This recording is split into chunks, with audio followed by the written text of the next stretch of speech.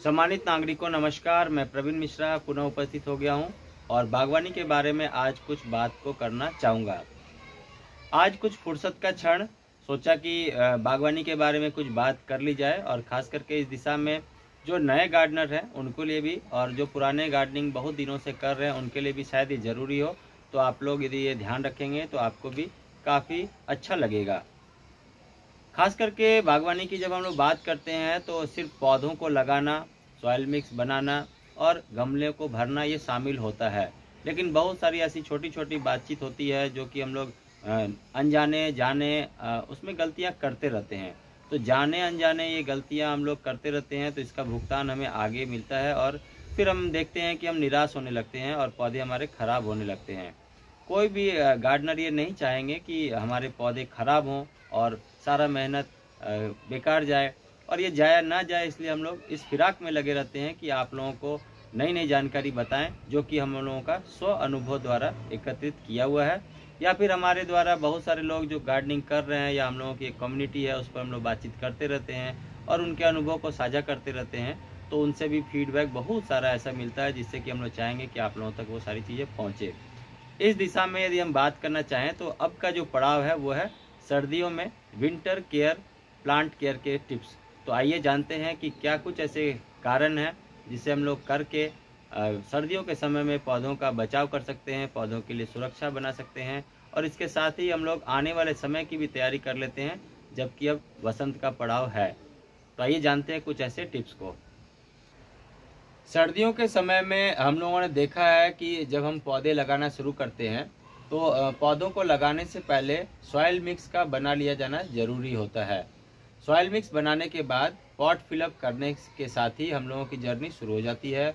और pot fill up यदि हम लोगों ने कर दिया तो एक बहुत ही अच्छी टिप्स है कि पॉट फिलअप जैसे ही आप करेंगे आपको पानी डालकर पॉट में मिट्टी को बैठने के लिए छोड़ देना है। और इस विधि को यदि हम बात करते हैं तो ये एक पलेवा विधि के नाम से भी जाना जाता है कि जिसमें मिट्टी में मॉइस्ट करके पानी डालकर छोड़ देते हैं। इसके बाद अगले दिन हम पौधों का चयन करेंगे, खास करके स्वस्थ पौधे होंगे उनको लेंगे और वो स्वस्थ पौधों का हमारे पॉट में पुटअप किया जाना जरूरी होता है जिससे कि पौधे अच्छे चल सके। इसके साथ ही हमारी पौधों की चलने की जो जर्नी है वो शुरू हो जाती है। और अब हम लोग और बात करते हैं कि पौधों की सुरक्षा के लिए क्या किया जाना चाहिए। सर्दियों के समय में चूंकि बहुत ज़्यादा सर्दी होती है तो पानी भी डालने का जो सिस्टम है, पानी डालने की जो पद्धति है उस पर हम लोग थोड़ा सा अंतर ला सकते हैं। सर्दियों में हम ये ध्यान रखेंगे कि जब भी 8-9 बजे दिन के बाद और दोपहर तक जब तक धूप का समय है इस बीच हम लोग पानी को डालें अपने पौधों में। बहुत ज़्यादा सुबह पानी डालने से बचें या बहुत ज़्यादा शाम में भी पानी डालने से बचें। यदि आप ऐसा करेंगे, दिन के गुनगुनी धूप के समय यदि पानी डालेंगे तो सर्दियों के समय में काफ़ी अच्छा इसका रिजल्ट देखा जाता है। और जितनी ज़रूरत हो पौधों को चलने के लिहाज से, जिस तरह का पौधा है उस तरह के पौधों में पानी को डाला जाना चाहिए। यदि ज़्यादा पानी डालकर हम मग्गे से छोड़ देंगे तो हमारे पौधे फिर ख़राब होने लगेंगे और ये हम लोग दूसरा पड़ाव रखते हैं कि पौधों की सुरक्षा कहाँ से होती है। अगले चरण में बात करते हैं कि अब क्या और ज़्यादा ज़रूरी है। तो अब ध्यान रखेंगे कि जिस दिशा में धूप की रोशनी ज़्यादा हो, खास करके पूरब और दक्षिण की दिशा में जहाँ से धूप प्रॉपर तरीके से आपको आपके पौधों को मिल रही है, पौधों को उसी दिशा में रखा जाना चाहिए। या फिर हम लोग इस तरह का एक प्रोविज़न कर लेते हैं कि यदि धूप बहुत लंबा समय तक नहीं आ रहा हो तो हम लोग वहाँ प्लांट ग्रोइंग लैंप लगा देते हैं जिससे कि सूर्य की रोशनी के बिना कृत्रिम प्रकाश से पौधों का प्रकाश संश्लेषण हो सके और पौधे चलें। इवन ये भी है कि बहुत लंबे समय तक यदि धूप न हो रहा हो, ठंड का मौसम बरकरार है, तो भी ऐसा लाइट सिस्टम आप लगा सकते हैं, लाइटिंग सिस्टम आप लगा सकते हैं जिससे कि 2 से 4 घंटे तक धूप के जैसा एक रोशनी हो जाए और उस रोशनी में पौधों को चलने के लिए एक माहौल भी बन जाए। और ये दिन के समय किया जाना चाहिए जिससे कि एक फोटोसिंथेसिस की प्रक्रिया जो है वो बन जाए। अगले चरण में और भी कुछ जानते हैं कि और क्या किया जाना चाहिए। पौधों को जब हम लोग फोटोसिंथेसिस कर लेते हैं तो अब ये देखते हैं कि मिट्टी में भी गुड़ाई करके और 15-15 दिनों के अंतराल पर जिस तरह के पौधों को लगाने के लिहाज से सॉइल मिक्स पहले दौर में बनाया गया है, इसी तरह का सॉइल मिक्स 15-15 दिनों में हम लोगों को फीड करना चाहिए।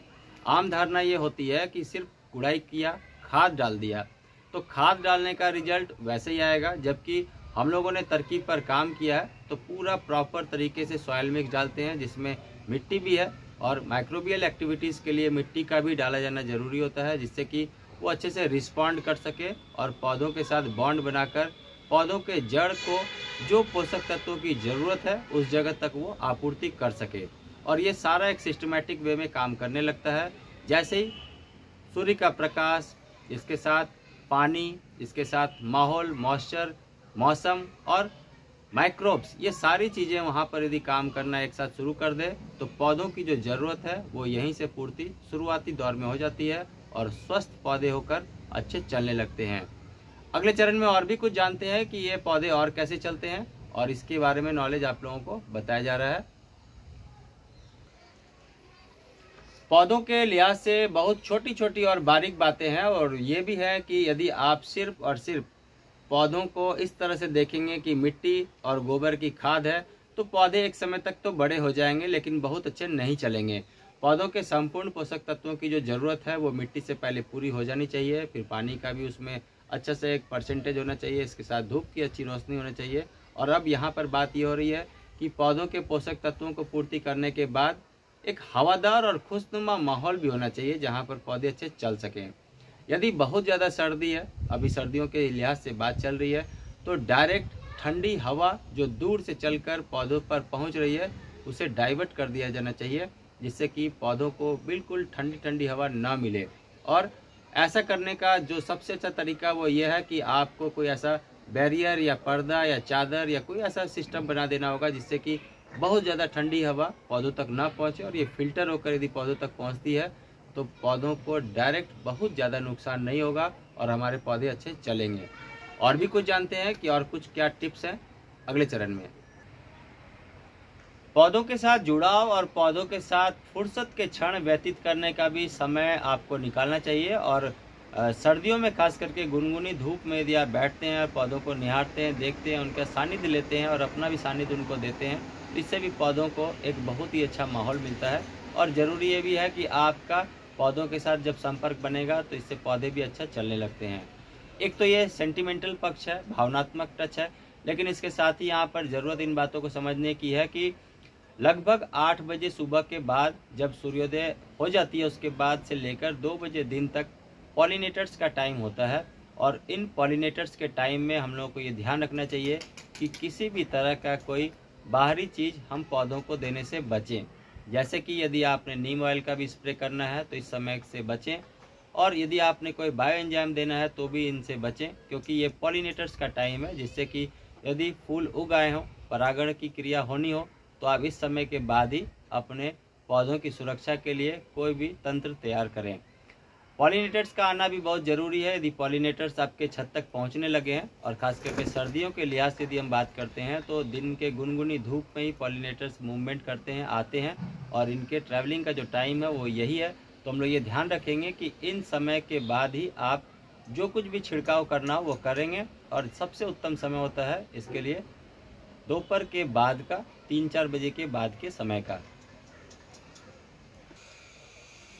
और अब बात करते हैं कि यदि बहुत ज़्यादा सर्दी है, चिली विंटर टाइम है, आपको लगता है कि बहुत ज़्यादा सर्दी पड़ रही है जिससे कि सर्वाइवल काफ़ी मुश्किल है, तो आप पॉली हाउस बना सकते हैं। और यदि पॉली हाउस भी नहीं बना पा रहे हैं तो एक अच्छी मोटाई का पॉलीथीन का शीट लेके आइए, और ये बड़ा सा शीट हो जिससे कि आपके गार्डन का एरिया पूरा ढक सके।